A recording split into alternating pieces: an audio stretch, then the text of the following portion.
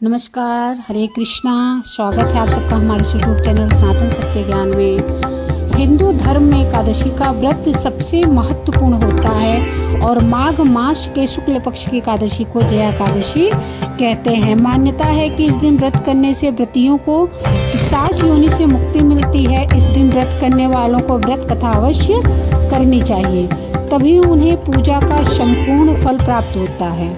आइए सुनते हैं जया एकादशी व्रत की कथा। भगवान कृष्ण ने महाराज युधिष्ठिर को इसके बारे में बताते हुए कहा था कि एक बार इंद्र की सभा में अप्सराएं नृत्य कर रही थी। सभा में प्रसिद्ध गंधर्व पुष्पवंत, उसकी लड़की पुष्पवती तथा चित्रसेन की स्त्री मालिनी और उसका पुत्र माल्यवान भी थे। उस समय पुष्पवती माल्यवान को देखकर मोहित हो गई और काम का भाव उसके मन में जाग गया। उसने अपने रूप, सौंदर्य, हाव भाव से माल्यवान को कामासक्त कर दिया। पुष्पवती के अद्वितीय रूप के कारण माल्यवान भी कामासक्त हो गया। दोनों कामासक्त होकर यौन क्रियाओं में लिप्त हो गए। उन्हें अलग अलग करने के लिए राजा इंद्र ने दोनों को बुलाकर नाचने का आदेश दिया। इंद्र का आदेश सुनकर दोनों ही नाचने लगे, तो लेकिन कामातुर होने के कारण सही से नृत्य नहीं कर पा रहे थे।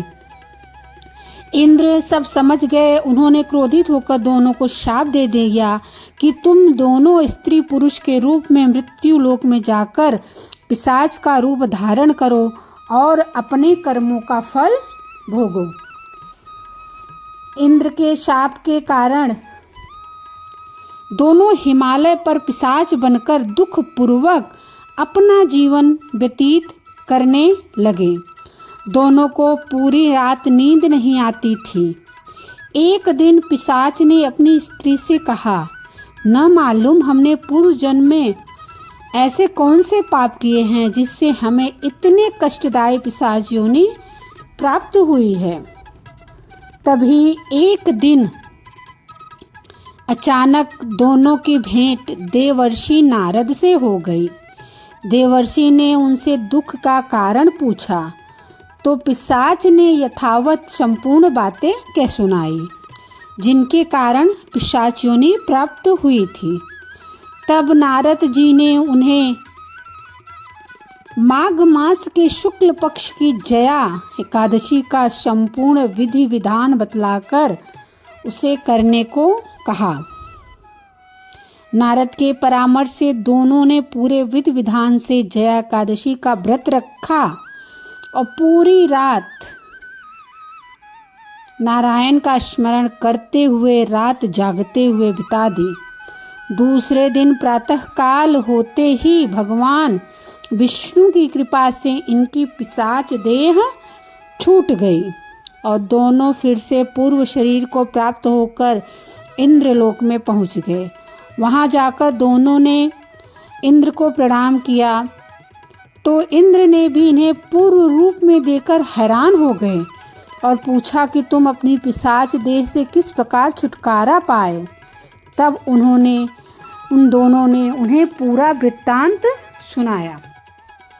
तब इंद्र बोले, हे माल्यवान, भगवान की कृपा और एकादशी का व्रत करने से न केवल तुम्हारी पिशाच योनि छूट गई वरन हम लोगों के भी तुम वंदनीय हो गए हो, क्योंकि श्री विष्णु और शिव जी के भक्त हम लोगों के लिए वंदनीय हैं। अतः आप धन्य हैं। अब आप पुष्पपति के साथ जाकर विहार करो।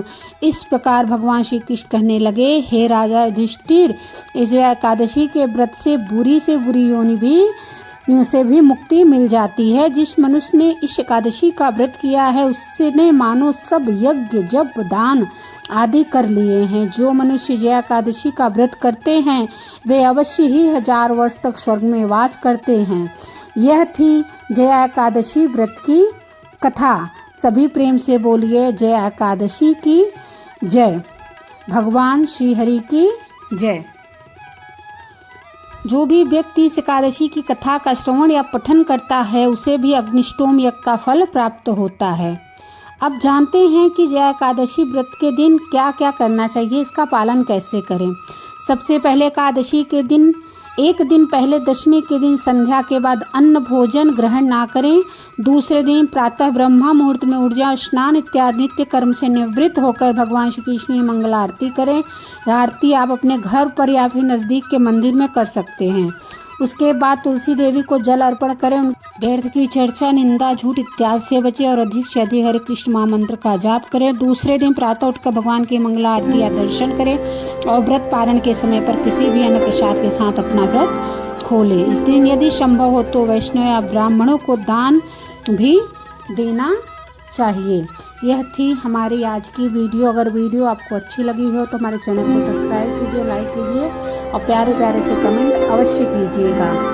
सभी को हर हर महादेव, श्री शिवाय नमस्तुभ्यं। भगवान श्री हरि की कृपा आप सबके परिवार पर बनी रहे। कमेंट में आप ओम नमो भगवते वासुदेवाय जरूर लिखिएगा।